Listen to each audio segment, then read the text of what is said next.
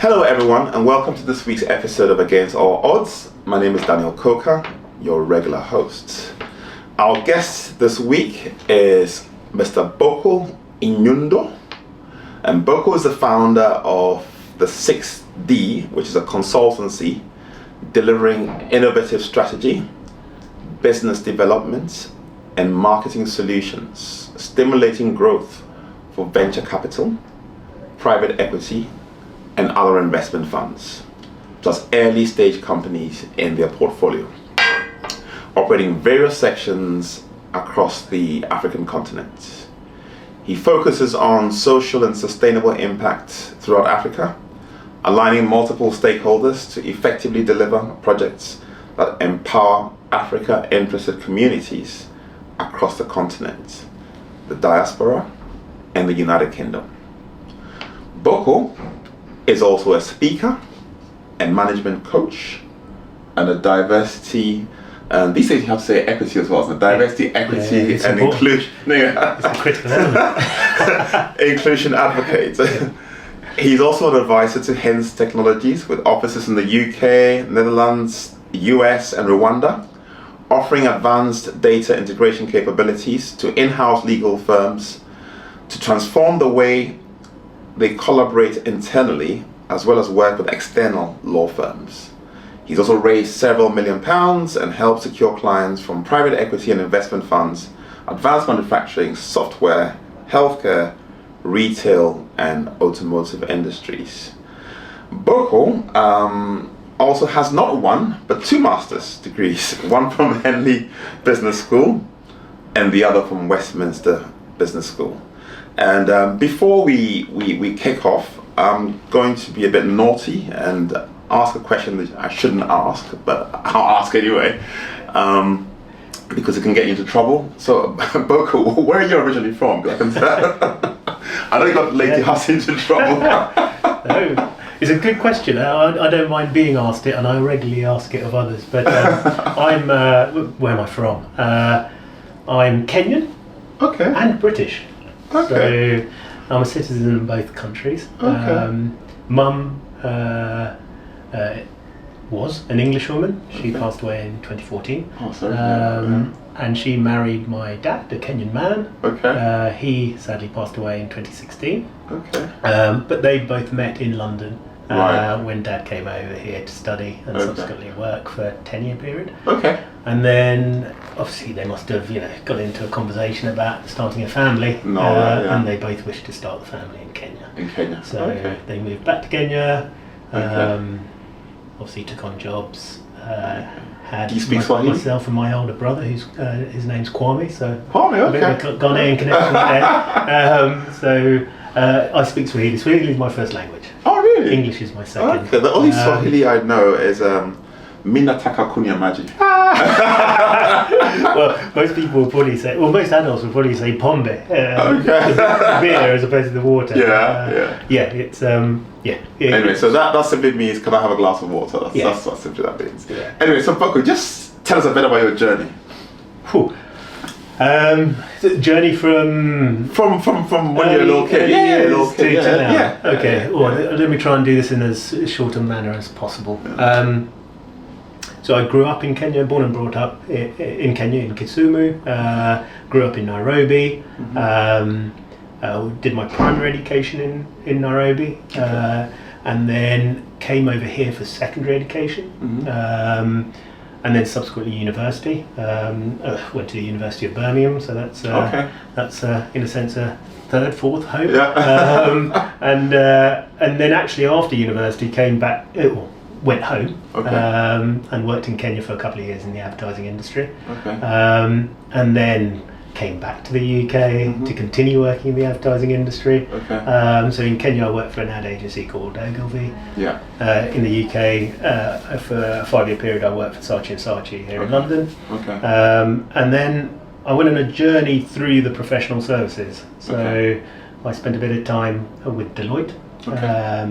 In a sales and marketing role, focused on the TMT industry, so technology, media and telecoms, and then moved into 3 law firms. First, Linklaters. Okay. Second, Linklaters is predominantly a M&A and banking law firm. Yeah. One of the Magic Circle.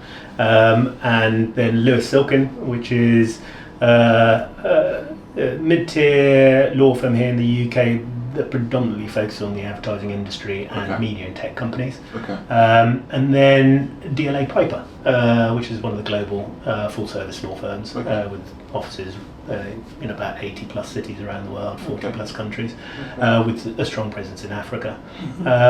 And then over the last 3 years, so sort of COVID and thereafter, with Hence Technologies, who you mentioned, and starting my own consultancy, so the Sixth Thing. Okay. So, what was it like? I'm just trying to understand what it was like for you growing up in the Inyundo household. Did you come from a family of entrepreneurs? I mean, you mentioned that your father was Kenyan, your mum was English, but you haven't really mentioned what line of work they were in. So I'm just trying to find where your influences might have come from. Okay. So mum and dad were actually originally teachers. That's really their vocation in many ways. Dad was a secondary school headmaster in a very rural part of Western Kenya, where our ancestral home, where all my extended family live. Mum was also a teacher, but she taught in Kenya through primary education, secondary education, and then subsequently tertiary. So taught in universities in Kenya. Many people in Kenya recognise the name from books in the curriculum. She wrote a lot of books in the Kenya curriculum, covering everything from history, civics.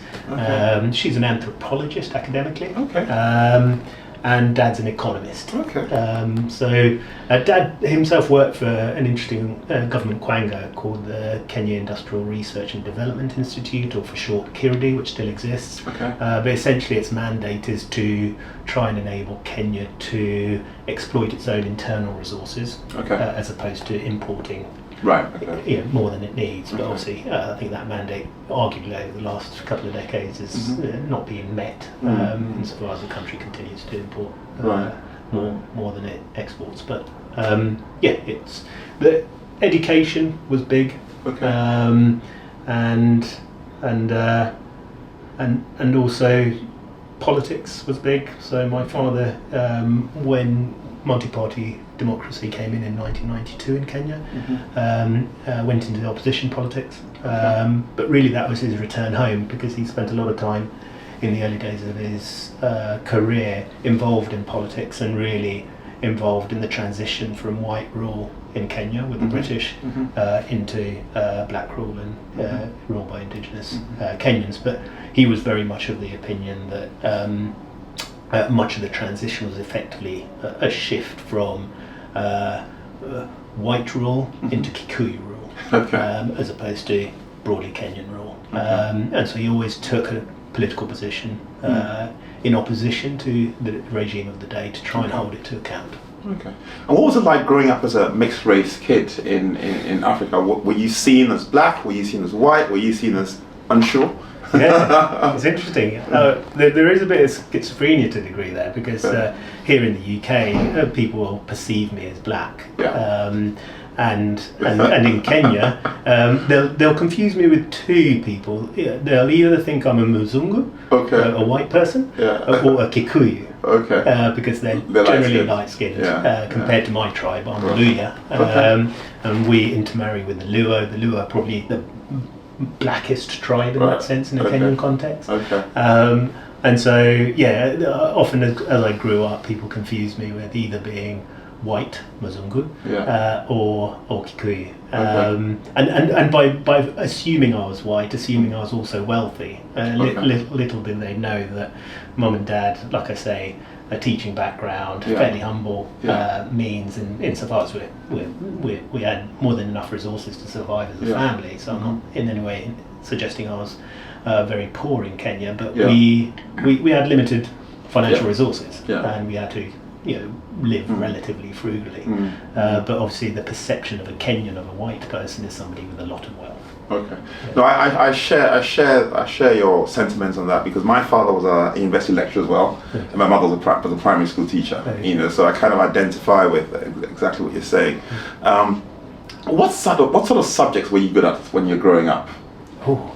I'm trying to find whether you're kind of more of a sciencey kind of person. I mean, I was math, physics, chemistry straight up, and then I've ended up in business, and it's always interesting to find out how people's leanings were, as they were younger and as they grew up, how it changed as they grew up. Yeah. No, good question, and actually, it's probably not a straight answer. Okay. I studied German at university. Really? I really enjoy languages, which is probably a function of growing up in bilingually with Swahili and English, but also actually English is my third language. I believe, though I don't have memory for it. In the first 5 years of mine and my brother's life, we spoke Kikuyu because we lived amongst the Kikuyu, because Mum taught in a school in a Kikuyu area for a period of time when we were sort of 1 to 3 or 4 before we moved into Nairobi. And so I understand that I used to hear and speak Kikuyu before I spoke English. But so languages has been big for me, and I love languages. But I guess I was good at the sciences. I did biology, chemistry, and German at A level. Which sort of tells you I was there was a tension in me. Sciences / languages. But I was probably more, unlike you. Probably I had to work at my maths. In my MBA, I got a first in the financial element, but I'm not a mathematician. My son, who's 14, is a real maths genius, and he sees stories in numbers, which I don't. I have to really work at them. And so I'd probably say I was more skewed towards, a bit like my daughter, probably the humanities. I'm a lover of people, and the dynamics of sort of relationships, and so I think I'm probably more that side of the spectrum than the numbers man. Something that you've mentioned earlier as well, that you started off working in Kenya for Ogilvy and Mather. Yep. And obviously before moving on to Saatchi here. And then you moved into professional services. What transferable skills do you think you discovered or developed along the way that you think helped you make that transition to professional services? I'd like to think several, but if I was to pick one, you can mention any number. It's not restricted to one. I've always been interested in why people buy. That might stem from my confusion growing up, for example, going to cinema in Nairobi. And in those days, talk about the 1980s, seeing a lot of people on the adverts before the film started who were either white or living in environments and contexts which were very wealthy, driving fantastic cars, living in great big houses, gardens that you can see the end of. And they looked like my mum. But they didn't look like my friends. They didn't look like the estate where I lived in Nairobi, Buruburu. So I was fascinated with how that was helping us in Kenya. And sometimes the goods you couldn't even buy, which was odd. Some sort of... and then I subsequently moved into the media, essentially, into advertising. And I guess the reason I tell that story is I was always fascinated with how people buy, why they buy, the difference between need and want, and also finding that sweet spot where someone wants something and needs it. And trying to connect, if you like, supply and demand. And so the transferable skill, I'd say, is probably just curiosity. Curiosity between someone that's selling and someone that's buying, but essentially, and this is key, finding the mutuality between them. Because actually, if you don't, then either the seller dominates the process or the buyer dominates the process. What you really want is a little bit for both. And I think that communication plays a big role in that.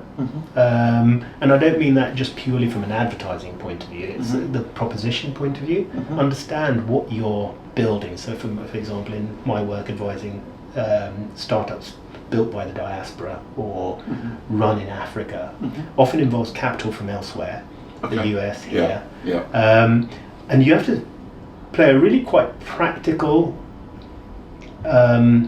sustained role in trying to build that sense of mutuality and essentially trust. Because often your stakeholders are coming from completely different worldviews, completely different geographies, and it's hard work. It's lived practice. It's you've got to send the email, you've got to write the document, you've got to put the pitch deck together, you've got to understand the worldview of the investor who might never have been to Nairobi or Kinshasa or Accra. But actually, when you stitch that together, and I really do mean beyond the financials, if you stitch together the narrative, people understand each other and empathise with each other much more. And then they become sustained investors. The founder is happier in having found purpose for the connection beyond purely capital.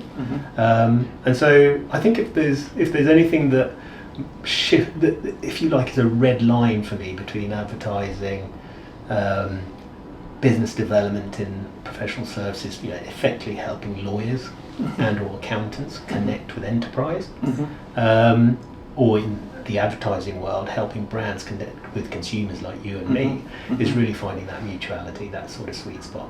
And that takes curiosity. It sounds like you sort of found something that's a career path, even though it's in different industries, that kind of was aligned with who you are at the core.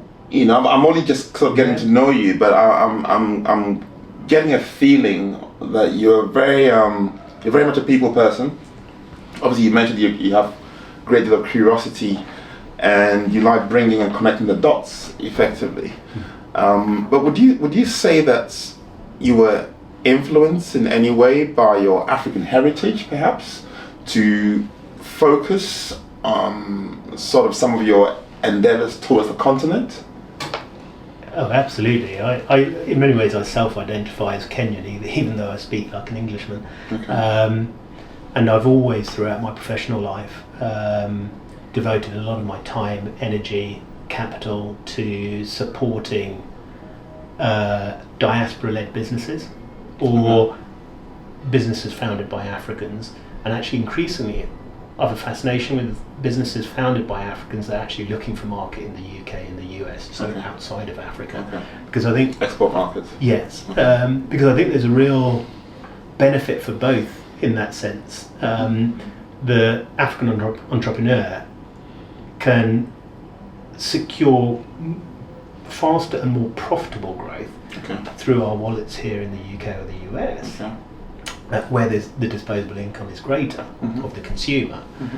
But equally, the consumer here in the UK and the US is increasingly much more conscious about the environment, social dynamics, ESG, let's call it, and actually is convinced often to pay a margin for those goods that come with a purpose, that come with a story about doing good for the world.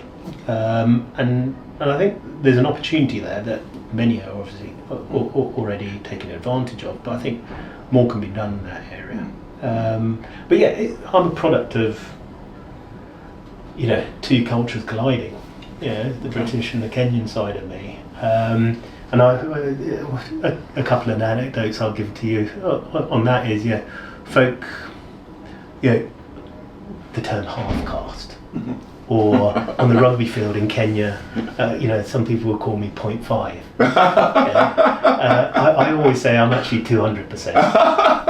I've borrowed and begged and stolen from Kenya, and I've borrowed and begged and stolen from the British, and so actually I'm twice what anyone else is if they don't bring with them that sort of mixed heritage or that sort of diversity. So if you're a numbers man, you'll understand. I'm not 50%, I'm 200%. Understood. So, Boko, just to dovetail a bit, one of the things you just said, or one of the things I'm getting out of this conversation, is that you haven't said so in so many words, but it sounds like you've leveraged on a network of sorts, to advance your career and to advance your business activities and all that, to where it is today. And we actually met through, sort of connected through Yawan Sarko, who's a very good friend mutual friend of ours. Yeah. And thank you very much for that introduction. Thank you. But then, how important is it for people to actively build networks? I'm all about networking. Like I think I told you before that I started this podcast a few months ago by accident in Portugal. Went for my sister's birthday, and there were all these people there: Peter Kwabwa, Georgia Fuakwa, and the idea just dropped that why don't I capture their stories, because these are people who've had outstanding achievements and nobody's really chronicling their stories for others to be inspired and learn from. So I reached out to them. They saw where I was going with this, and they obliged. So basically I started off within my network, people I went to school with, people in Ghana, and now I'm kind of moving out of that, to people further move, so sort of a few steps removed away from, I'll call low-hanging fruits, But then the power of networks for me is everything. What can you tell about the importance of investing in social capital? Not building a network with a mind of getting anything from anyone. No. I believe in investing, just getting to know people and just being friends with them without having any agenda. Yeah. Because you never quite know when an opportunity might come up, and then you kind of know, this person might be good for that. Yeah. What are your thoughts about that? I think it's crucial, networks, for various reasons. I'd say, the world is becoming a lot more fragmented. In that sort of a context, a network's critical because it keeps you stitched together, but equally in a globalizing world, where the opportunity to meet people of different backgrounds, different cognitive capabilities, it demands your sort of interest in networks. Okay. And in a digital context, look at social media. It's critical to build your network base in order to amplify anything you do, or to receive information from other knowledge centers and resources. So in that sense, it's not just critical. I think it was always critical, for example, for my parents' generation, but now it's that much more critical. Now, that's all well and good, but I think most people forget that networks aren't just simply things you build and then you look to extract value from. A network you nurture by giving to it as well. And that latter piece many people forget. To make a network really work, it's inputs, outputs, and that takes time. You have to, me and you are meeting today, we're spending an hour with each other. That's a commitment of time. And in a sense, the old adage or idiom of time is money. It's it takes time to build networks. But I didn't know I was doing it in the early part of my career. And how I did it was really both maintaining networks, through my employers. Okay. And so keeping in touch with people I used to work with, for example, as I travelled through different employers. But equally, side hustles, or what we call side hustles today. The pro bono work I did, I spent a lot of time from the very first job working with charities, volunteering with other organisations, and there were always organisations that focused on the diaspora here in the UK, and Africa. And they were sources of not just enlarging my network, but actually meeting people who I wouldn't otherwise have met if I just networked internally within my employer. So it's to me, it's almost happenstance. But the more I did it, the more I realised its value, because there was always a resource you could go to at some point when you had a question, and it could be anything. It could be a question you had in your existing employer that actually somebody in your previous employer could have helped you with, or it may be, you're going through different life stages and you want to buy a house. Maybe someone you worked with or in your network had already done that, and so you could leverage off that. Learn from that. And so networks are critical, and in this day and age more than ever. And funnily enough, the end of this week I'm going to the Africa Tech Summit here in London, and it's being held at the London Stock Exchange. I've always devoted time to things like that, purely because actually they give me access to the networks that attend things like that, whether it's an investor, a founder, an employee in a tech business, but from lots of different geographies across the African continent. Investors come over from the US, from here, from Europe, and actually, I'd advocate for my own children and anyone entering the world of work to really look for opportunities to build your networks, but instrumentally give to those networks too. Okay, so in line with that question,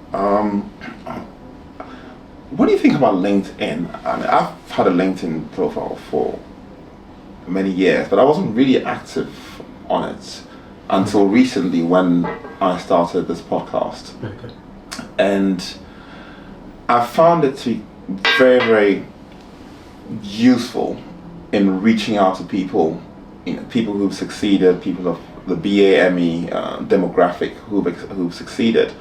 And in your particular case, Yao sent me a WhatsApp message saying, what about these guys? What about Boko Inyundo? And I'll be interviewing Jackie Onalo as well. Okay. Yeah, Jackie's on. I'm going to the US next week, so when I come back, I'll interview Jackie. Okay. And I kind of looked at your profile and I kind of looked at the beard and I'm like, oh, maybe he wouldn't do it. maybe. Why? Because of the beard? No, honestly, I just kind of felt you were unreachable. I didn't know how I was going to get to you, and was reliant on Yao to make the introduction, which didn't happen. Okay. I mean, he told me he was going to do it, but it didn't happen. So yesterday or the day before yesterday, I think it was the day before yesterday. It was yesterday actually, wasn't it? Yeah. Yesterday, yeah. This happened very quickly. Very quickly. It was yesterday. I just went on LinkedIn, signed up for LinkedIn Premium. You got a free 1 month trial, and so I'm going to max this out as much as I can. So I look up your profile. I send you a message, and I sent a message to quite a number of people. Wal Kolade, a whole bunch of people who otherwise I'm not going to have access to. And surprise, surprise, he came back, and I'm like, yes! I tell you what, I couldn't sleep all last night. I was like, oh my days! So how important do you think it is for people to harness the power of LinkedIn? I'm actually thinking of having maybe you do a masterclass some point in the future, not now, but masterclass on LinkedIn and how people can use it as a tool of professional growth and business development. What do you think about that? I will only be net positive about LinkedIn. Okay. I think it's a phenomenal platform. Okay. I think I'm one of the first million on it, and I can't remember how many hundreds of millions, 902 million or something, I can't remember. A number of profiles on there now. It's very early on in the early 2000s. It just felt like a tool that was built for somebody like me. And I got onto it and very quickly connected with various people across the world that did what I do or were interested in things I was interested in.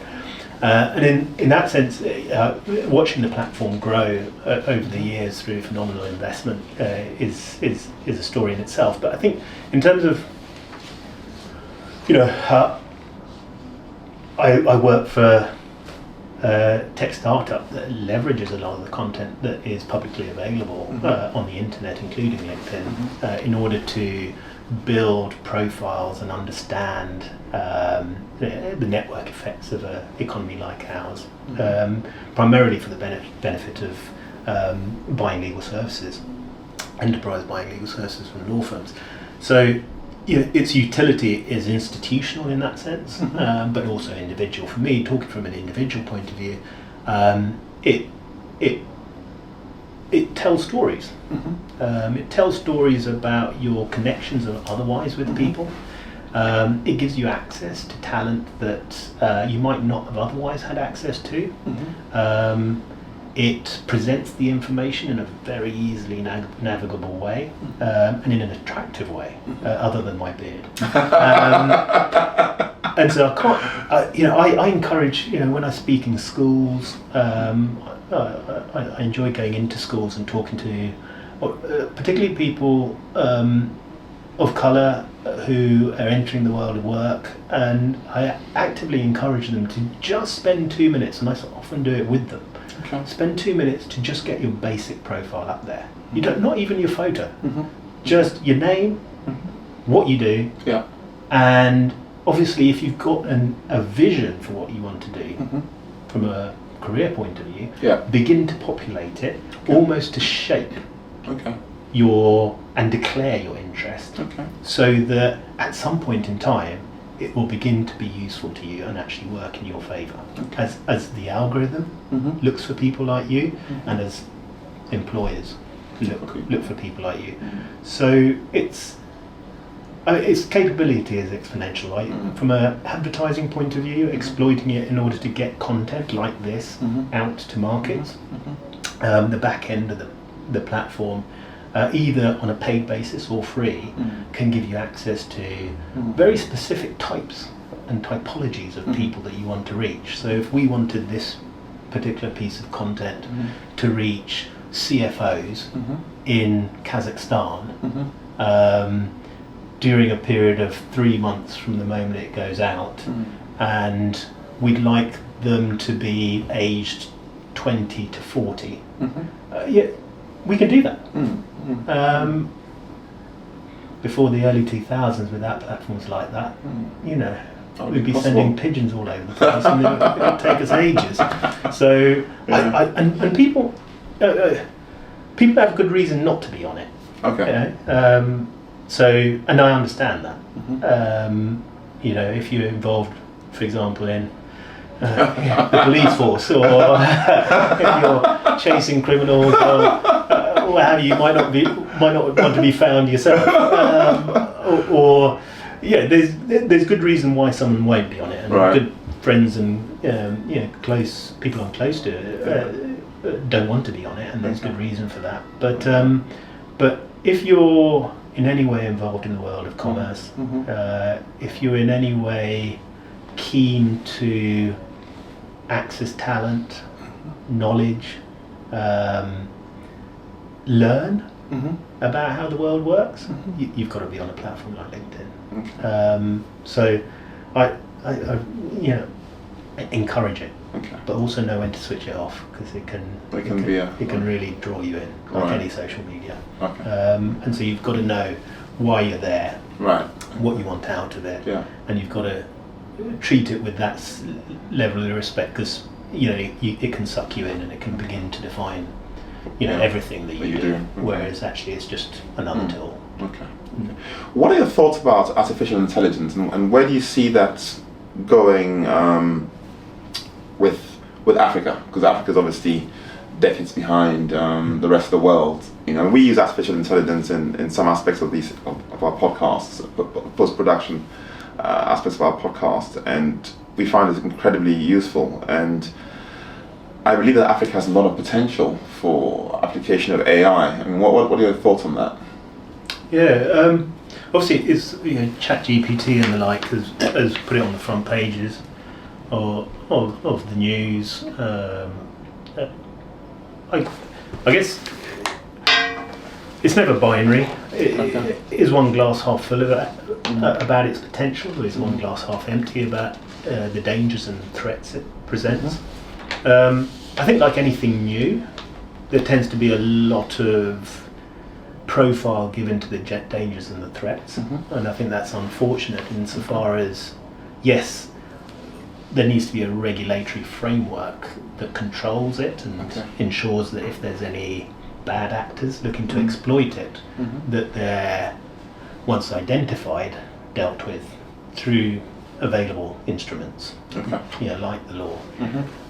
But there's an inevitability that there's going to be even more data than we already have available to us as individuals or to institutions, enterprises, governments. And if you accept that that's an inevitability, then AI presents us with the real opportunity to make sense of that data, to leverage it for good. And you see lots of use cases, for example, in healthcare, which are quite phenomenal. And if you can accelerate, for example, solutions around COVID or solutions around the next black swan, then it can only be good for the world. But equally, yes, there's the threat of abuse of it, and using it for nefarious reasons. But we have resources available to us to identify and then control those sorts of actors. But it's when you see it at work, and I have the benefit of seeing some startups close at hand exploiting the technology. It's really quite impressive how it can not only take existing structured data but also unstructured data and bring form and bring structure to it, and then allow you to see the stories that data tells you to inform how you make decisions. That can only be a good thing, and it would be wrong to suggest that we should put it back in its genie, back in its bottle, because I think my disposition is that more human beings are good than they are bad. And so in that sense, AI-led technologies are going to be a force for good ultimately. Have you had any challenges as a person of colour in your career progression? Yes, I think would be the short answer. But we all face challenges as we progress through our careers. In a sense, careers are in organisations that are structured in pyramids, and there's less space at the top, and there's more space at the bottom. And no matter who you are, black, female, living with disabilities, tall, short, fat, thin, etc. There's going to be challenges or perceived challenges as you try and navigate that process. I think where I've been particularly challenged, if that's the right word, or disturbed, quite frankly, disappointed or angered, is in those moments of transition, when as a person of colour you might have spent 3 or 4 years at a particular level, and in and of yourself you're ready for the next level. And you go through the performance review, probably the classic instrument in particularly large employers, and you have to convince the body politics that you're now ready for that next level. I think there's been probably 2, maybe more instances where I've reached that parapet and the progression has been denied. And obviously in some instances it's a correct decision. You learn from it and you prepare yourself for that next opportunity, which is often in a year's time. But there's some instances where I think it's clearly been an issue of colour, and that might be on a very individual basis.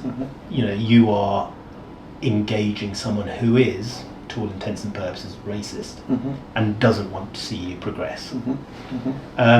Often that can be easier to deal with, and because it's open and it's available, and you can you can call it out. But when it's systemic, institutional, or even the individual you're dealing with doesn't understand that their worldview is shaped by the system or the institution's attitude, even though they themselves are dear friends of yours, that's much more difficult to navigate. And that's when, if you have a look at the writing around white privilege, often a white person doesn't understand the privilege that the colour of their skin gives them. Okay. And actually what's worse is they can't see that the colour of your skin limits the opportunity for you to fulfil your potential. That I rail against. And it gives me a thrill actually to rail against, not just for myself, but for others who I see face that essentially torture. And it's something, even content like this that you're producing can inspire someone to realise that, if you are a person of colour in a place like the UK and looking to progress over a career that might last 30, 40 plus years, you will come across, it's inevitable you'll come across those scenarios, those transition moments. Some will be lovely because the system will confirm you're great and you'll move to the next level, you'll earn more money or whatever it is that you want to get out of your professional life, you'll get. But there are going to be moments where 2 plus 2 ends up equaling 3 and you just don't understand how or why. And you have to really have the wisdom to understand that some of these injustices, inequities, they exist, they're real, they play a role in really compromising your daily life, but you mustn't give up. You must navigate it smartly, you must understand it for what it is, you must realise it's systemic and not personalise it, but you have to continue to strive to grow through it. And actually sometimes the challenges are actually the thing that make you stronger, better. What motivates you, Boko? What motivates me? I think it's easier to answer that question once you have children. Okay. Certainly for me, I've always said that's my best project, my most important client, my 2 now teenage children, Abyssinia, who's 17 now, my daughter, and my son Moses, who's now 14. And my wife Sarah, who, like I say, is Ethiopian heritage, born and brought up here in the UK. Family's everything, and so that's a motivator. Okay. Providing for them, guiding them, directing them, just being with them, sharing with them. But if I went beyond that, I'd say I've sort of talked about it already to some degree. It's enabling Africa and Africans to put its and their best foot forward in the world. Okay. I enjoy that. I enjoy, working with entrepreneurs from the continent who are looking to scale their businesses. One I'm helping right now, Hope Tech, is run by a young Kenyan man called Brian Wenda. He's just moved from Nairobi to base himself in Bristol, and he's building a piece of wearable tech for blind and partially sighted people. Oh, wow. So it's a vest, a bit like an elite footballer will wear during training. You put it under your jacket, under your jumper, and as a blind person, you can exit this room, for example, and navigate the table without using a white cane. Oh, wow. Without having your guide dog with you, because the guide dog is often actually a very expensive solution for a blind person. Okay. And the white cane, whilst inexpensive, presents danger. Insofar as you prod yourself, even the assumptions people have of you carrying a white cane around also limits you to some degree. But this vest takes advantage of all the latest technology, AI, sonar, to really help blind people navigate their way around streets, homes, countryside, and it's a phenomenal product that's understood the problem, is looking to solve it, and is using the latest technology to do it. But a young Kenyan man making all of that happen with some fantastic investment coming through. So, Boko, tell us your motivation behind being a diversity and inclusion advocate. Diversity, equity, and inclusion. You got me there. What's the motivation? Well, I covered it already. Insofar as I'm really, it gives me energy to help people of colour navigate the opportunity to build businesses, to play an active role and a productive role in the world at large. But for me, diversity. I'm a product of, like I said, the marriage of a Kenyan and a British woman, and really saw the benefits of both cultures. If you like, the familial kind of, being brought up in Kenya, where I've got many aunts and uncles, and now as I get older, nephews, nieces, cousins, and it's a real, in the West, where the 2.4 family is kind of the norm, arguably, you'll know this from Ghana. It's our NHS in that sense, our extended family. Yeah, it is. And when you can, as a child growing up, be left with, in any household, even your neighbour's household, and just grow up literally on the streets, playing football with your neighbours and eating dinner in various houses along the street, and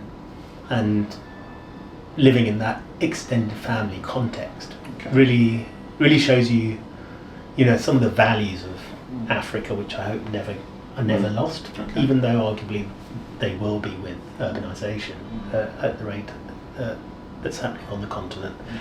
But equally, I was sent to the UK for an education. But my mother particularly was, involved in the curriculum in Kenya, and one of the reasons, or the main reason, myself and my brother Kwame, who's a judge here in London, got sent over here was Kenya. Its education policy created the 844 system, and the 844 system really meant that young teenage children would start going to university from the age of 16 or 17. I think as a governmental policy is really geared around building a vocational base of young people ready for, if you like, the industries and stuff like that. Industry and industry that wasn't necessarily more vocational. And Mum and Dad really felt that we wouldn't be mature enough to undertake tertiary education at the age of 16 or 17, and wanted to put us in a system where you were going to university, for example, at 18, 19, 20. And so that really prompted the move for myself and my brother to the UK. But, I went to a fantastic school here, Christ Hospital in Sussex, and then subsequently university. And I've obviously dealt with academic institutions a lot in my career as well. And you can see the benefits of education, which this country is offers, well known for. And so for me, diversity is something that's really shaped my life. And so I can't but not believe in it in that sense. And then when you look at me professionally in the professional services arena, as a marketeer, helping a lawyer go to market, helping a consultant go to market, helping an accountant go to market, helping brands connect with consumers at a global level, with the likes of Procter & Gamble and big global banks. I've effectively worked in matrix organisations that bring together people with different skill sets, and it's been my role to bring those people together to work on deals, to work exactly, and that's it's humbling to realise that people with skills that you don't have contribute a certain way to the whole. The whole picture.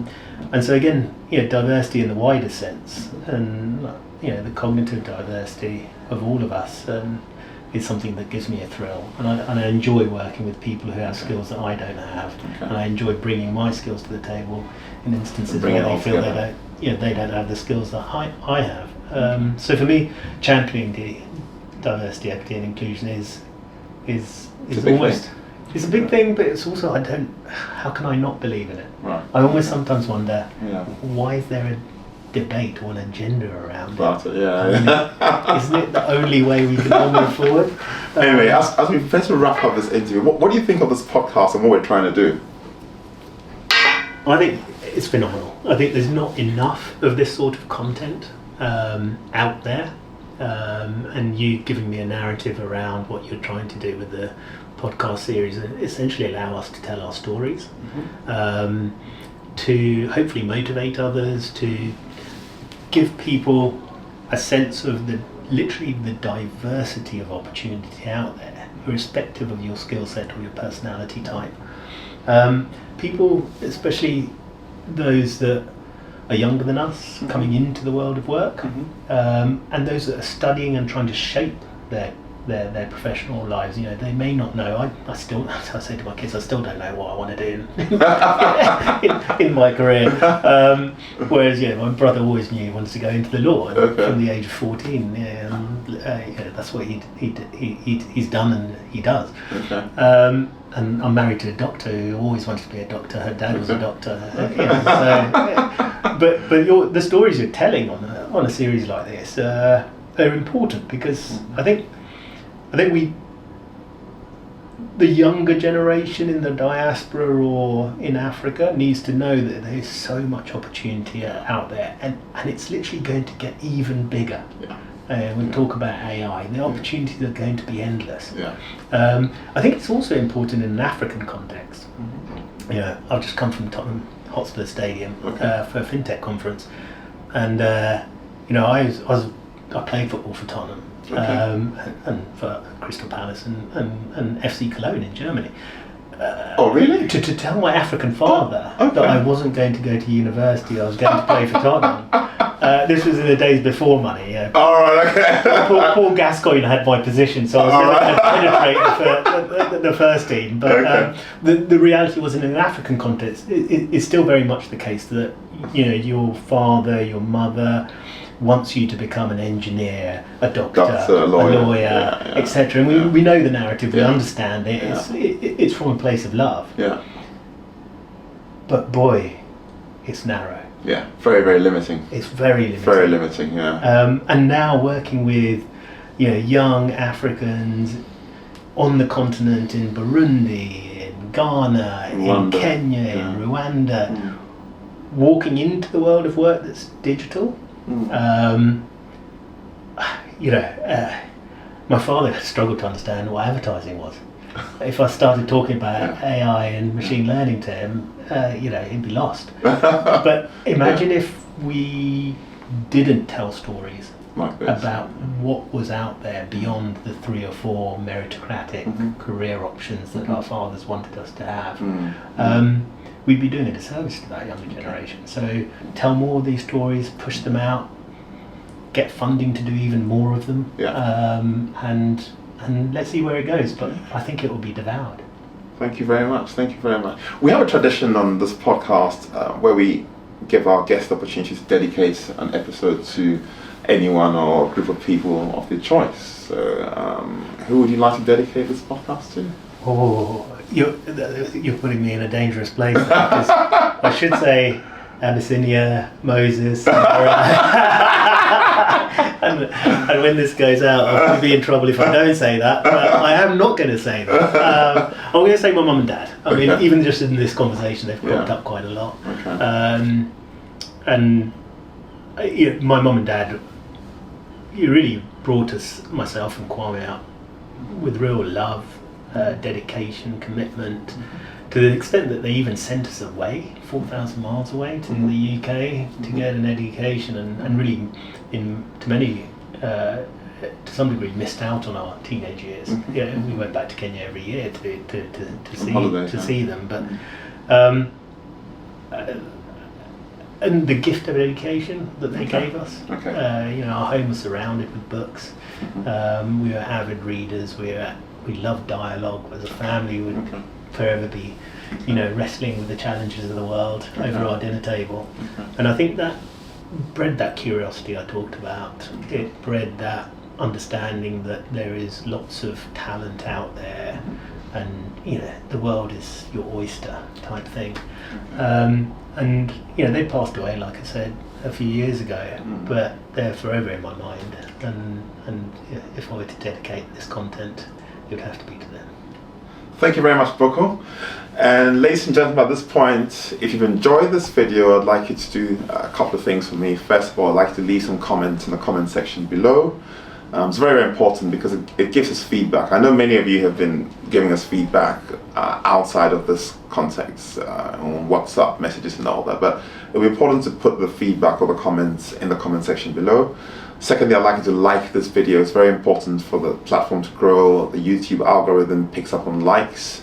And then I'd also like you to subscribe. We want to get up our subscription base to 500 by the end of June, which is like just around the corner. I believe it's possible. We're almost there. I think we have 40 subscribers to get to 500, so it's very achievable. So please do us a favor and help us to build this platform by subscribing. And also sharing. Please share this content with as many people as possible so that people can be inspired. And I believe that together we can build something that has legacy. That'll be a legacy project and will benefit many people long after we're gone. So Boko, thank you once again for the time and for this conversation. I've really enjoyed myself. Yeah. And I look forward to welcoming you back for a masterclass. I won't speak then. We'll just have a camera on you and you just talk. Okay. So we'll try and schedule something for later. Well, thank you, Daniel. So thank you very much. Cheers, love. Thank you.